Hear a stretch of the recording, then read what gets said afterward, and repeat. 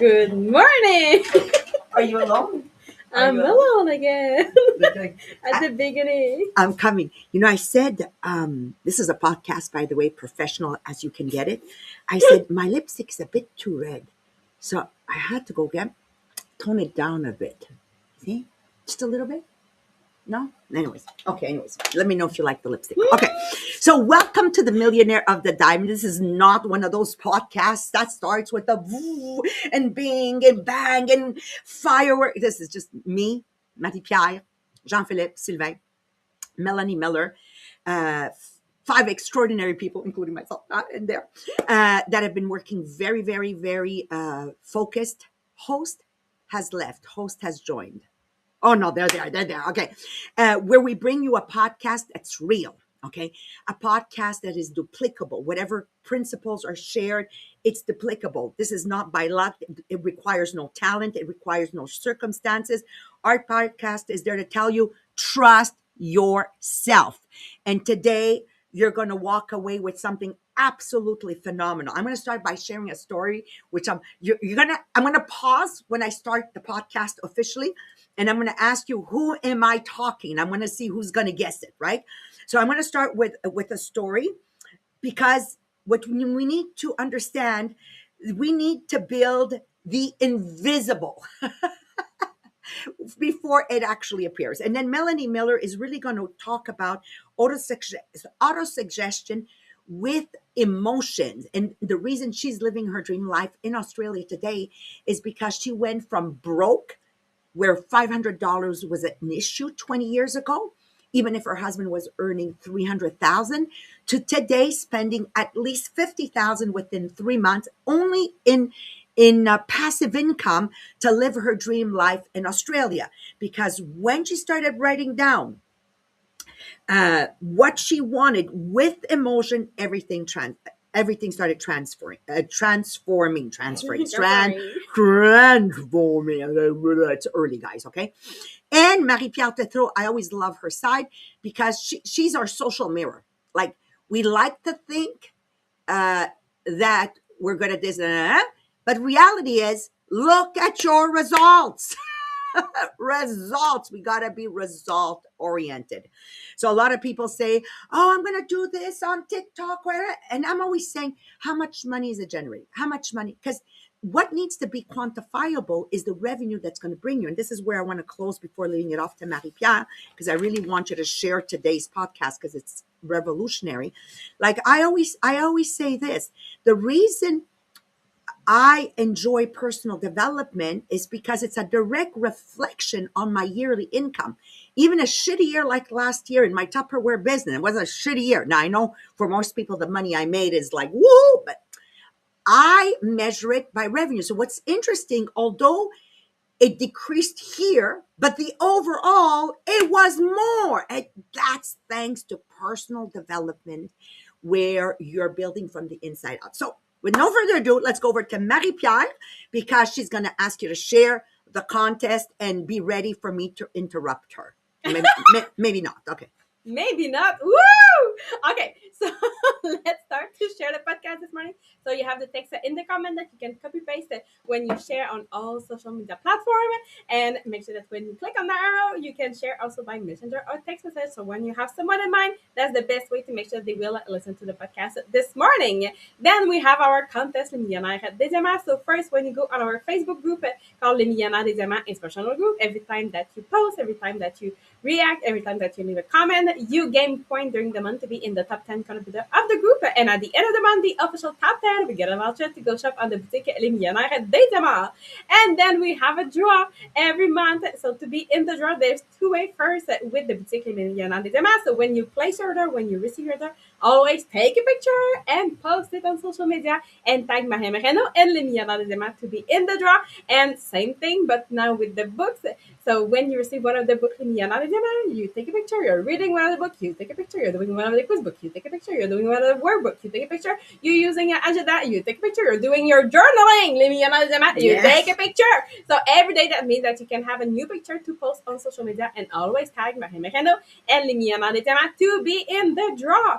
And then we have the next conference in 2026. We have one in April, we have one in July, and one in November. So click on the link to get your ticket for the three conferences, because it's not to choose the best day for you, but it's three different subjects to help you grow. So if you want to commit yourself that you will grow personally this year, go and get your ticket for the three at the same time. So you are committed to yourself that yes, it's gonna be, you're gonna be there also in November. So Yeah. voila, get your ticket. You have the link in the comment.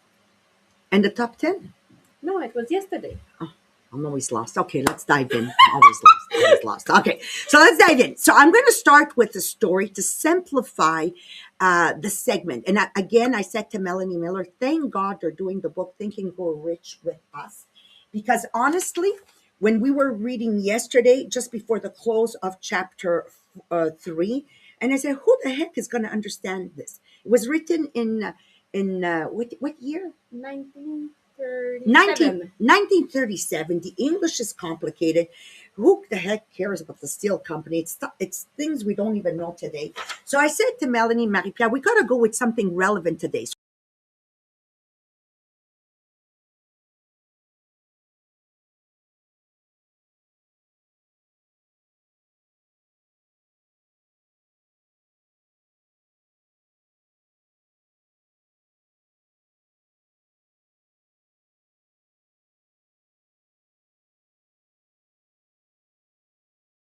Okay. Bum, bum. Yay. Are we back online? Yeah. Yes. Now, do you think they're all with us? Disappeared. Okay. But the live didn't close, right? No. Oh, thank God. Disappeared is good, Jacqueline. Live closing, not good. Then everybody has to reconnect. Okay. So I love this. So let's go. I want you to let me know if you guess who I'm talking about. Okay. So in 2008, two young men in San Francisco, and don't Google it, don't GPT chat it, okay? Just be with me, be in the present. In San Francisco could not pay the rent. They were not business geniuses. They were not rich. They were not connected. They were desperate. A conference was happening in the city and every hotel was full. So they had a strange idea. Who am I talking about? I'm going to wait for the comments. Who am I talking about? Yeah, we're back. We're back. Hi, James. Who am I talking about? Jacqueline, come on. You're going to guess it. Martin is there. Lise is there. Gives me a chance to say hello. Who's a Dion Ellie? I think she's in Pauline's team. Pauline's team. Good to see you, girlfriend. Good to see you. Anybody guessing where I'm going with this? Okay, let me continue. Okay, so they had a strange idea. They inflated 3 air mattress in their living room and rented sleeping space on their floor. Who am I talking about? You think they're going to figure it out? Who am I talking about? Who am I talking about? Okay. They served, oh yeah, hang on, no, this gets better, okay? Not a hotel, a floor. And they called it, who am I talking? Are they listening to the podcast? I would have figured that out by now. She didn't understand. Okay, let me start over again. Guys, you got to get this. You got to get this. Listen, in 2008, two young men went to San Francisco. Okay, they couldn't afford a hotel room, nothing. There was a conference going on, and they had this genius idea. They weren't rich, they weren't connected. Money Stratton, she's got it, girlfriend. Exactly. They inflated 3 air mattresses in their living room and rented sleeping space on their floor. Not a hotel, a floor. And they called it, thank you, Air, AIR, bed, BED, and breakfast. They served cereal in the morning, and that was it. No investors, no office, no employees, just a thought. They were told strangers will never sleep in another person's house. Ha ha ha. Where's Melanie Miller today? Anyways, let me go on. But here is the critical part. This is very important. You all get this, okay? And this is Hill's teaching, simplified, because there's no way, if I didn't have Melanie Miller and Marie-Pierre Tétrault, I wouldn't have got it, okay? They did not start with resources. They started with, lean in, write this. They started with belief strong enough to act before proof existed. That's something I would write down. Maria, start with a belief strong enough that you will act before proof exists. This is me in 2025. Honestly, like I have no clue where we're going, but I really believe. I believe, I believe, I believe, I believe. Was there a song? I believe, I believe. Yeah. Okay. I believe. And that is called faith. They kept improving the idea. Now, what they don't explain is between 2008 and when they finally were renowned, because I think this company today is worth, do I have it somewhere? Yes, on the other page. The other page, did I jump too fast? No, I don't have it. It's billions. It's worth billions. Where did I write? Oh, here it is. Oh. Tens of billions of dollars. Okay. But what we don't see, and it's very important, that between the idea of the 3 mattresses and now today that's worth tens of billions of dollars, they worked hard on their website. So, for translation for us on social media, posting, and all the way, photos, reviews, trust, system. Do you have a system? Okay. And remember, you must do everything every week, but not every day. And today, Airbnb, AIRBNB, is worth tens of billions of dollars from 3 air mattresses in living room. So let me connect it to Hill. This is exactly what Hill meant in the book. The wealth did not begin with money. The wealth did not begin with connection. The wealth began with a thought, a belief, and action every day with certainty that at a certain moment something would happen. It's really me today, in Tupperware. Okay. As people say, where's Tupperware going? I have no clue, but I believe there's something that's going to happen. And here's the key sentence. If you're going to write down another key sentence, this is the key sentence. The mattress did not create the company. It's not the mattress that created the company. It's the belief that created the company. So what's coming out for us here? I don't know what it's going to be, but I believe that we will be renowned worldwide for the best kitchen systems and tools around the world. Amen. I love this podcast. Okay. The physical reality came before. This is what Hills calls in the book, desire transmuted into its physical equivalent. Desire transmuted into its physical equivalent. Listeners, understand, we do not lack opportunity. I'm talking to all my friends here right now. And hashtag replay. We do not lack opportunity. We lack commitment to an idea before validation. People throw in the towel. I show up every day. Even if it's not working, I am committed. The Steele story in the book. Are you finished? That's our little old lady. Okay. The Steele story proves it in the book that the Airbnb story proves it's emotionally an emotional understanding and creates behavior change. So emotion will create a behavior change.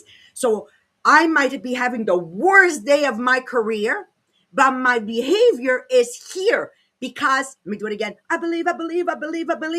And this is the difference between the doers and the non-doers. So success comes from a decision so strong, you begin before you're ready. And I'm going to leave you now in the hands of Melanie Miller because it needs to be subconscious and it needs to be connected to emotions for it to work. Emotions so powerful that just the thought of it will make you cry. So Melanie, my friend from Australia with her PhD, welcome to the podcast and share this with us. She's beautiful. Good morning, everybody. I hope you are doing really well. So in the previous chapter, which Maria has summed up perfectly with her story of Airbnb, a company for which I am very grateful to each year I travel to Australia, we talked a lot about how you can influence your thoughts, whether they be positive or negative influences, and that real outcomes are seen as a result of those thoughts. We also looked at how biologically, with science, those thoughts can be captured in such a way as to influence how your body responds to the different messages it is given. The one big lesson I learned from researching that information is that the infiltration of doubt can physically prevent you from achieving things. So it has to be an emotion kept at bay as much as you can. I also discovered that people who are loved and who love are much more likely to achieve success than those who work in isolation. So it was of no surprise to read that autosuggestion, the power of placing thoughts in our mind to show us achieving something, is not likely to work if it becomes an act of mechanical repetition rather than an act of emotional participation. I know this to be true. There are two exercises that I have participated in, particularly over my years with Tupperware Les Diamants. One is the exercise of the perfect day, and the other is the end in mind. Each of these give us an opportunity to write about our future, to visualize where we want to be, to understand that we have an enormous opportunity to influence the next few years of our lives. When asked to do the perfect day exercise, I was always in Australia. It was always warm. I was surrounded with my family and friends, and I included the lovely smell of coffee in the mornings. Although I wanted to return to Australia, there was more than me to factor into the future, but I knew it had to be part of my future.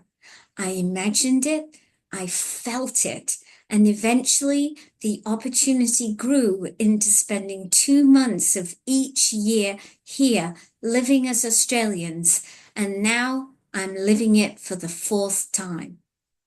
The end in mind exercise is another opportunity for you to live your future. What do you really want in life? How do you want to live? Who with? Who do you see success for? What are your relationships like with your family, your team, your leaders?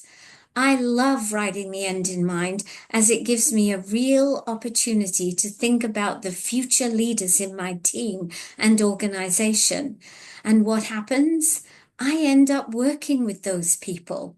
It helps me to order my thoughts as to where my focus for each year should be and how will my family fit into this imagined work year. Does everything come true in my end in mind scenarios? No, but as so many other people participate in them, I am not in control of their destinies.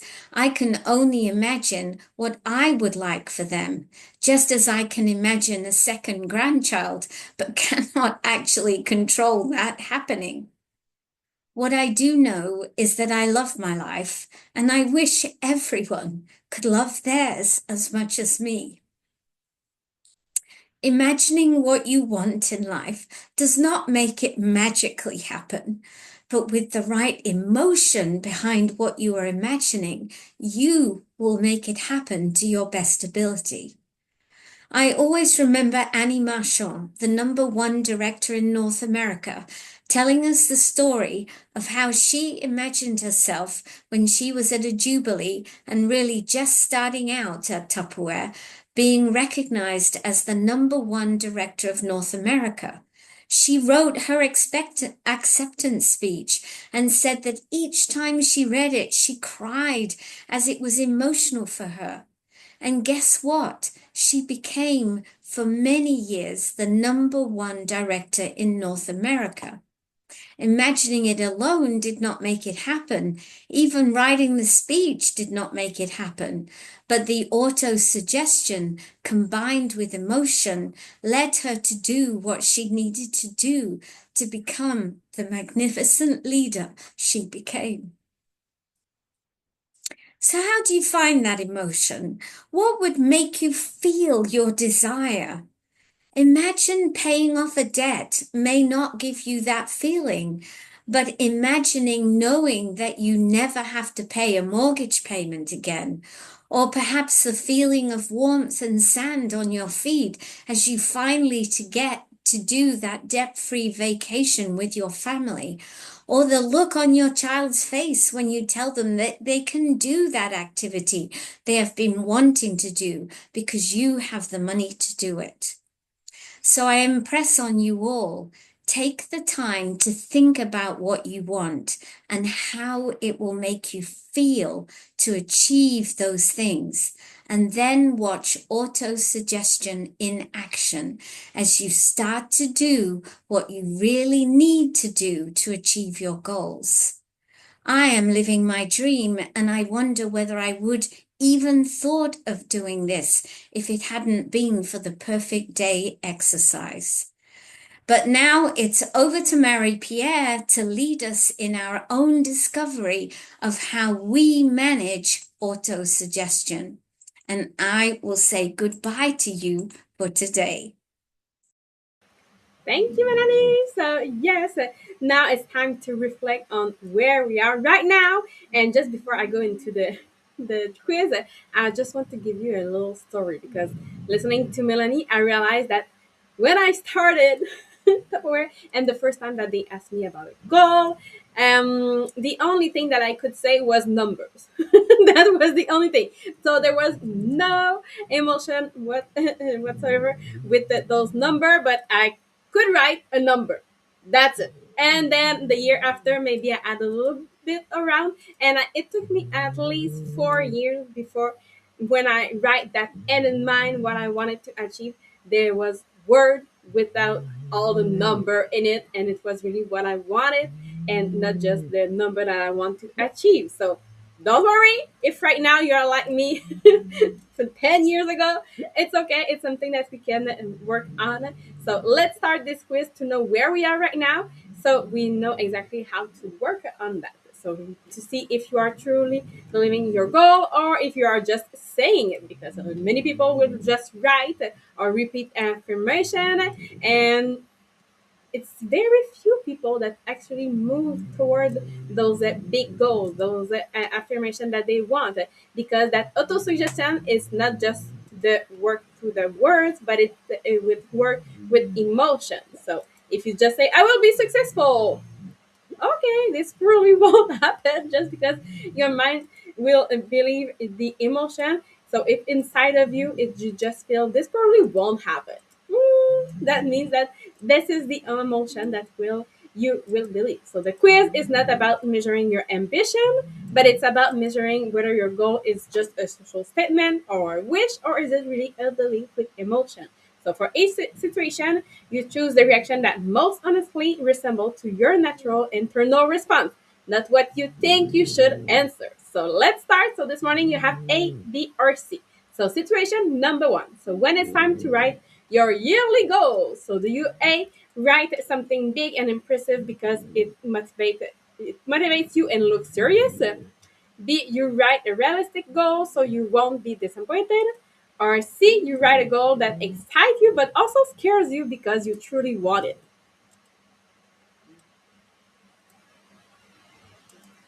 Situation number two. When you repeat your goal out loud. So do you A, you say the word but it feels mechanical? B, you forget to repeat it regularly? Or C, you visualize it while speaking and feel the emotion?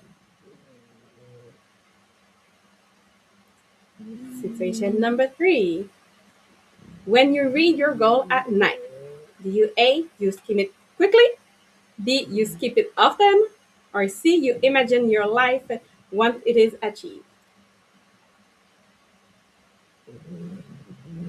Situation number four. When you wake up in the morning, so do you A, you think about your responsibilities first? B, you feel like pressure about your goal? Or C, you feel pulled toward your goal? And situation number five. When it's time to repeat your affirmation, do you A, say them because you're supposed to? B, forget about them often? Or C, you concentrate on the meaning? So did you get mostly A's, mostly B's, or mostly C's? So if you have a mostly A, you have this social goal. So you like the idea of the goal, but your subconscious does not yet accept it as real. So you are using the goal as motivation or identity, not as a belief. So your mind is repeating the word, but your emotions are resisting them. So the suggestion is not reaching your subconscious yet. So you do not need a new goal, but you need an emotional connection to the one that you already have. Now, if you have mostly B's, you have the doubting mind. So you want the goal, but you protect yourself from disappointment. So you are not failing because of a lack of effort, but you are hesitating because you don't want to feel foolish or hurt. So your subconscious interpret your repetition as optional. So without belief, the action will weaken. So your challenge is not the discipline, but it's the permission to believe. And if you have mostly seen, now you have the belief builder. So you are using that auto suggestion correctly. So you attach imagination, feeling, and expectation. So your subconscious is beginning to accept that goal as part of your identity. So your actions now are becoming consistent because your mind is truly aligned. So you are not just stating a goal, but you are internally rehearsing your future. So three practical points to develop that emotional auto suggestion. Number one, when you read your goal, read slowly, not quickly, because your subconscious respond to intensity, not speed. So take your time to read your goal. Number two, attach a physical sensation. So a smile, or maybe you breathe deeply, or you stand when you are reading your goal. So attach something, a physical sensation when you read your goal. And number three, replace those vague words with concrete ones. So, for example, you don't want to repeat "I want success," but you want something like "I earn that amount per month." So there's really something concrete that you can feel when you say them. So autosuggestion will work when your mind feels what your mouth is saying. So you are not programming your future with just a sentence, but you program it when there's emotion and belief to those sentences. So on that, I wish you a beautiful day and a beautiful weekend, and we'll see you next week. Bye, Ta-ta! everyone.